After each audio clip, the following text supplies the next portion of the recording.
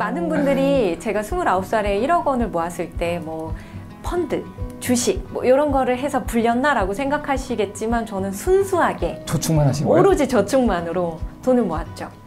하지만 네, 지금 최근에 이제 아무래도 이제 많은 무주택자인 분들도 그렇고 또 청년들도 이런 관심이 또 없을 수가 없어요. 워낙에 이제 또 이제 많이 이야기를 하다 보니까 부동산 가격이 너무 많이 올라서 지금이라도 이제 내가 집을 마련을 해야 될지 이런 생각을 가지고 계시는 분들이 상당히 많으신데 어떤 네. 이야기를 좀 해주고 싶은가요? 제가 어떤 전문가한테 그런 이야기를 들은 적이 있어요. 지금이라도 집을 사야 하나요? 맞아요. 라는 질문은 이미 내가 집을 사고 싶다는 걸 전제하고 있는 질문이다. 그렇기 때문에 그런 질문은 사실 크게 의미가 있는 건 아니고 내가 사고 싶으면 사면 됩니다. 근데 그 가격에 대한 그 적절함을 모르기 때문에 지금 사도 될지 어떨지를 모르는 거지 우리의 마음은 기본적으로는 다 사고 싶다고 생각을 해요. 맞아요. 네. 맞아요. 하고 싶습니다. 왜 물어보냐면 떨어질까봐. 그렇죠. 맞아요. 지금 너무 꼭지를 잡을까봐. 네. 그런 이유 때문에 혹시라도 내가 사고 나서 이게 또 하락을 하면 어떡하지? 맞아요. 이런 생각에 좀 이렇게 그런 생각을 많이 하시는데 그래도 사는 게 좋다라고 그러면 의견이실까요? 왜냐하면 집이 없으면 어디에 거주를 하나요? 라는 거죠. 저의 질문은. 그리고 그 다음 질문을 먼저 제가 확인을 했거든요. 언제 네. 사면 역시. 쌀까요? 네네네. 근데 그거에 대한 답변으로 넘어가자면 이거죠. 내가 지금 살까 말까 망설이는 건 내가 꼭지를 잡으면 어떡하지? 내가 사고 집값이 떨어지면 어떡하지? 그렇다면 나는 사고 싶은데 어떻게 하면 조금이라도 저렴하게 살 수 있지? 이 질문으로 넘어가는 거잖아요. 맞아요. 근데 문제는 만약에 집값이 떨어진다고 해요. 그리고 우리는 지금 나이가 어느 정도 있잖아요. 그래서 집값이 떨어지는 경험을 했잖아요. 네. 그래서 지금 많이 올랐고 더 떨어질 것 같은데 라는 걸 또 감안을 하죠. 그리고 실제로 떨어질 수도 있어요. 그건 아무도 모르니까. 근데 집값이 떨어지는 걸 쭉 보면 그때 사람들이 집을 많이 살까요? 못 오히려 살아요. 안 못 사죠. 사요. 왜냐하면 더 떨어질까 봐. 맞아. 네. 그래서 이제 다시 떨어집니다. 하지만 다시 또 오르겠죠. 왜냐면 그래프가 이제 왔다 갔다 하니까. 그럼 오를 때 이제 떨어졌던 집값을 생각하면 못 사요. 내가 얼마였던 걸 아니까. 그럼 이제 올라서 못 사요. 그런 다음에 지금이라도 사야 할까요가 이제 반복되는 거죠. 그러면서 계속 못 사게 되는 네. 거네. 맞아요. 그러니까 집값을 언제 좀 조정을 받아서 저렴하게 살까요? 라는 질문은 그냥 없다. 그런 시기는 없고 어쨌든 사야 떨어지는 걸 경험하든 뭐 오르는 걸 경험하든 이제 그때 이후에 어떤 액션을 취할 수 있는 거지 아무것도 행동하지 않은 상태에서는 오를까요 떨어질까요는 좀 의미 없는 고민이 아닐까라는 생각이 들어요. 아, 생각해보니까 저도 처음 내 집 마련할 때는 이게 싼가 비싼가? 이렇게 생각을 해본 게 아니라 지금 내가 필요하니까. 네. 아이를 낳고 이제는 이제 거주를 좀 안정적으로 살아야 되니까 그래서 이제 좀 매수를 했었던 것 같긴 하네요. 지금 돌이켜 생각을 해보니까. 지금 작가님 같은 경우도 20대 후반에 첫 내 집 마련을 하셨어요. 되게 이른 나이에. 맞아요. 29살에. 29살에 하셨는데 또 왜 그렇게 빨리 집을 또 마련하게 되셨는지도 또 궁금하거든요. 저의 오랜 소망이었죠. 내 집 마련은. 그래서 거의 초등학교 다니던 시절부터 강제로 이제 저축을 하게 되잖아요. 뭐 그치, 새마을금고에 학교에서. 저축하라고 하는 식으로. 그때부터 되게 막연하게 내 집을 사고 싶다. 내 공간을 갖고 싶다라는 마음이 되게 컸고요. 그래서 이제 본격적으로 돈을 벌기 시작한 사회생활 초년기에는 나는 무조건 30이 끝나기 전에 1억 원을 모아서 내 집을 산다라는 굉장히 구체적인 목표를 갖고 있었어요. 그 목표를 세운 것도 정말 빠른 시기에 세우셨네요. 그렇죠. 보통은 사회초년생이라면 나 이제 돈을 처음으로 버니까 좀 그걸 쓴다고 하는데 이걸 계획을 세워가지고 모았던 게 네. 너무 신기하고도 대단하네요. 네, 엄밀히 말하면 본격적으로 돈을 벌기 시작한 게 대학교 아르바이트 할 때부터였거든요. 그때부터 적금을 굉장히 성실히 들었었어요. 많은 분들이 제가 29살에 1억 원을 모았을 때 뭐 펀드, 주식 뭐 이런 거를 해서 불렸나라고 생각하시겠지만 저는 순수하게 저축만 하신 거예요? 오로지 저축만으로 돈을 모았죠. 1억 원을 모으려면요 100만 원이 조금 넘는 금액을 7년 동안 모으면 돼요. 네, 거의 그 정도로 해야지 네. 모이겠네요. 와. 7년이라는 네. 시간을 통해서 절약으로 1억을 모으시고 네. 그럼 그게 집을 살 때 종잣돈이 됐고 이제 그 이야기를 저희 첫 번째 책인 적게 벌어도 잘 사는 여자의 습관에 담았던 거죠. 저의 재테크는 투자의 개념이 아니라 생활 재테크라고 해서 절약과 저축이었습니다. 근데 꼭 필요한 단계인 것 같아요. 왜냐하면 네. 처음 돈을 모으는 단계가 정말 중요해요. 그 다음에 이제 돈을 불리는 단계고 그 다음에 돈을 관리하는 단계인데 이 두 가지 단계 모두 돈을 절약하는 단계가 꼭 필요하더라고요. 그래서 이게 제일 기본이 되는데 작가님께서 너무 잘 해주신 것 같아요. 네. 하지만 이제 첫 집을 잘못 샀다는 거. 오마이갓. 그게 이제 좀 안타까운 실수였죠. 그래서 집 블레스 유에서 어떻게 하면 집을 실패 없이 잘 살 수 있나에 대한 이야기를 했던 거고, 저처럼 발품도 안 팔고 그냥 이제 가격에 맞춰서 집을 사면 나의 라이프 스타일과 다를 경우에 굉장히 쓰라린 경험을 하게 된다라는 말씀을 드렸었죠. 그래서 저는 1억을 모아서 어떤 집을 샀었냐면 90년대에 지어진 반지하 빌라를 샀어요. 왜냐하면 그때는 물론 지금도 대출이 막 엄청 제가 배포가 커서 뭐 두렵지 않아요. 이건 아니지만 너무 그때 너무 두려워서 이런 대출을 받으면 안 될 것 같고, 제가 전세를 끼고 샀지만 전세금도 내가 오로지 저축만으로 모아서 해줘야 될 것 같은 그러한 생각을 할 때였거든요. 그러니까 절약과 저축은 잘했는데 부동산 매매에 대한 건 알지를 못해서 그냥 제가 감당할 수 있는 범위를 찾다 보니 이제 좋지 않은 집을 샀고, 근데 그렇다고 반지하 빌라가 나쁘다는 건 아니고 저와 맞지 않았던 거예요. 저는 어떤 라이프 스타일을 꿈꿨을 때 이제 그것과 너무 거리가 있었다라는 거였죠. 그래서 그 집을 이제 6개월 만에 겨우 팔았는데, 산지 6개월 만에 파신 거예요? 아니요. 제가 네. 들어가서. 네. 그리고 이제 산지 2년 만에 팔았죠. 그 전세를 낀 상태에서 전세 만기 때까지는 보유를 하고 있었고, 중요한 건 이제 제가 집을 사고 미국발 서브프라임 모기지 사태가 터지면서 네, 이제 집값이 다 떨어질 때, 그래서 제가 그 집을 이제 겨우 팔고 전세를 구했는데요. 그 이유는 이제 집을 사는 게 두렵잖아요. 계속 떨어지니까.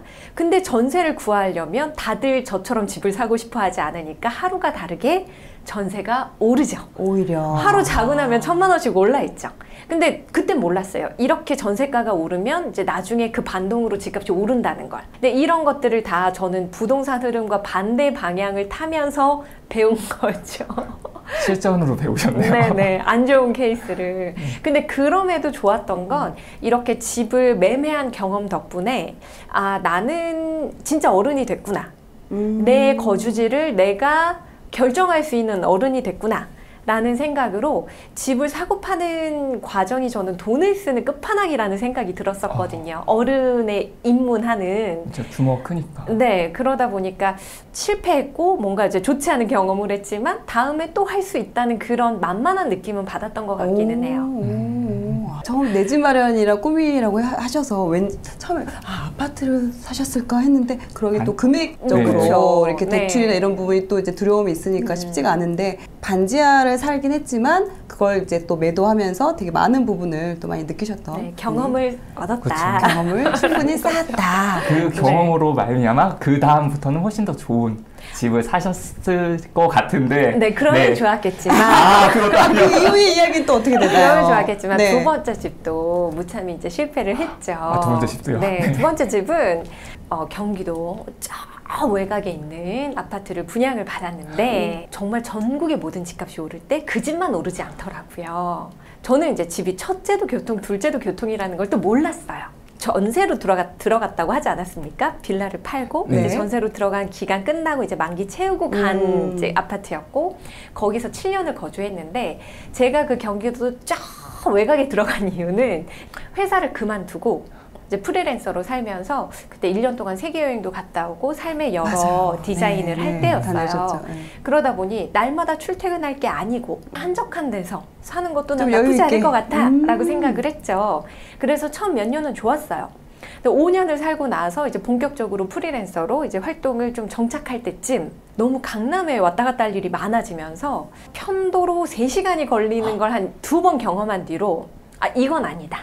이 프리랜서는 시간이 돈이고 이렇게 이동을 잦게 하는데 집과 일터가 이렇게 너무 멀고 힘든 건 아니다 라고 생각해서 2018년부터 이제 서울로 다시 이사를 가자 라고 생각했는데, 그때부터 집값이 미쳤죠? 네, 많이 올랐죠. 근데 제가 아까도 말씀드렸잖아요. 우리 집만 안 올랐다고. 오히려 우리 집은 분양가에서 떨어진 상태가 계속 유지가 됐던 거예요. 2018년에 내가 예전에 살았던 집 위주로 보니까 이제 집값이 미친 걸 알고 이제 현타를 맞으면서 안 되겠다. 이 집을 일단 금매로 던지고 집을 당장 사는 게 이제 좀 버거우면 조금이라도 교통이 편한 대로 전세로 거주하면서 이제 집을 알아보자라는 마음으로 이제 불편함을 해소하는 방향으로 옮겼죠. 근데 이제 제가 전세로 사는 기간이 이제 2019년부터 2020년이었단 말이에요. 제가 판 집이 오르고 이제 전세로 거주하면서 전국이 불장이 된 거예요. 네, 그때 또 제가 굉장히 이제 가슴 아픈 경험을 합니다. 네, 되게 이제 어이가 없죠. 지금 두 분의 표정이 모든 걸 말해주고 있어요. 그러니까, 표정을 숨길 수가 없어요. 네, 왜냐면 이제 시간이 지났으니까 맞아요. 그 시기를 이제 알잖아요. 네. 웃으면서 말할 수 있는 거고 이제 그 시기에 또 코로나가 시작되고 하면서 이제 여러모로 이제 악재가 겹쳤죠. 그러면서 뭐 주식이랑 부동산은 폭등하고 그때 이제 제가 나 같은 피해자는 없어야 된다라는 마음으로 집 블레스유를 쓰기 시작했고요. 그러면서 이제 저는 결론부터 말씀드리면 지금은 이유주택자예요. 2020년에 이제 그 전세로 살면서 그 전세로 살았던 아파트가 저의 라이프 스타일과 너무 잘 맞은 것 같아서 바로 옆 동에 아파트를 샀어요. 전세를 구하지 않고 바로 구입을 했다면 싸게 샀었을 텐데 뭐 대출도 안 받고 그랬을 수 있었을 텐데 이미 지나간 건 어쩔 수 없고 저 또한 계속 그렇게 오를 줄 몰랐잖아요. 하지만 어쨌든 이사를 감행한 덕분에 나의 라이프 스타일과 맞은 집은 찾을 수 있었다라는 생각으로 이제 바로 옆동에 집을 샀고요.